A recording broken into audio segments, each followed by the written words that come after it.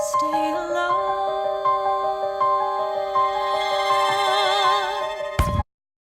Welcome back for a little bit more physiology. This is going to be the first talk of the entire year that actually has something really to do with anatomy and physiology, and that's the concept of homeostasis. So we're going to look at what's the regulatory mechanism for the body, and we have regulation in order so that we can fulfill this phenomenon that we call homeostasis. So from the previous time I chatted at you, we dealt with anatomy versus physiology and came to the conclusion that they're the exact same thing. It's just a matter of scope or how you're choosing to view stuff, or at least that's hopefully what you came up with. We'll probably still talk a little bit more about it. It all boils down to cell parts and what those cell parts do. The cell parts make you, but the cell parts also do whatever it is you need to do in order to stay alive. To stay alive, we call that homeostasis, which the phrase itself means staying the same. And it turns out homeostasis, the term, is actually a bad term because it implies that your body never changes. It's fixed in what it does. And in reality, it's something that you learn in chemistry, which is something called a dynamic equilibrium. A dynamic equilibrium, if for those of you who remember doing that part in chemistry, that was with the KEQ stuff. What you actually have in an equilibrium is two things happening simultaneously, a forward reaction and a reverse reaction. What you witness is nothing happening, but in reality there's a lot of stuff going on, just we can't perceive any of those changes. Homeostasis is a dynamic equilibrium.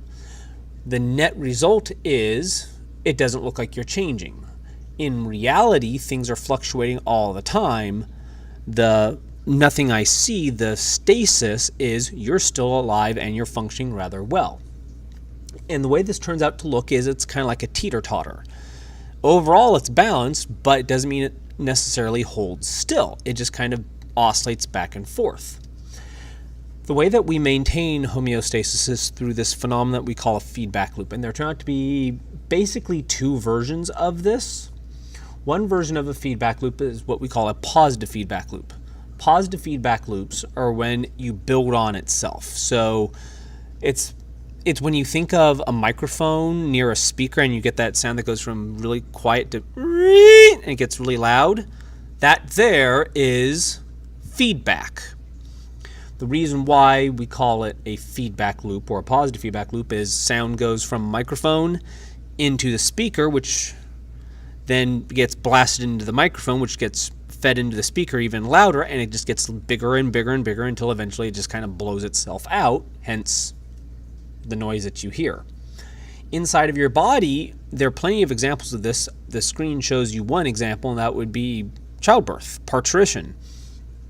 So without doing all of the details, the fact that a baby is being shoved out of the uterus actually makes the uterus smaller, which makes it push harder, which will push the baby out even more, which will make it smaller, which will make it push even harder. And the result is eventually out pops the baby. Positive feedback loops in the body are not common, and they tend to be held for extreme events.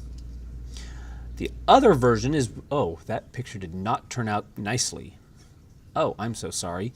It's what we call a negative feedback loop. Negative feedback loops do the opposite of what just happened. Meaning, if you were to have high extracellular fluid, or what most people call blood glucose levels, if that were to go up, what your body does is it has a mechanism to make it go down. And if it's too low, your body has a mechanism to make it go back up again. Same thing with the temperature in the classroom. If the temperature gets too low, you stop turning on the air, you let it heat up. Once it reaches too hot, air kicks back in, temperature drops back down. We call that a negative feedback loop because you're doing the opposite. Negatives are opposites. This is actually a very common mechanism, so it's not rare like positive feedback loops turn out to be. Why do we deal with this? Because your body is a massive set of homeostatic mechanisms, the massive set of maintaining this dynamic equilibrium that is you being alive. And we happen to have organ systems and tissues and things like that so that you don't die. The question becomes, what do you need to stay alive?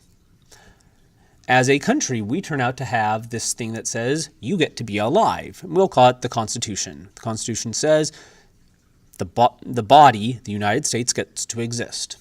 The catch is it doesn't explain how it's going to exist. It just says you get to.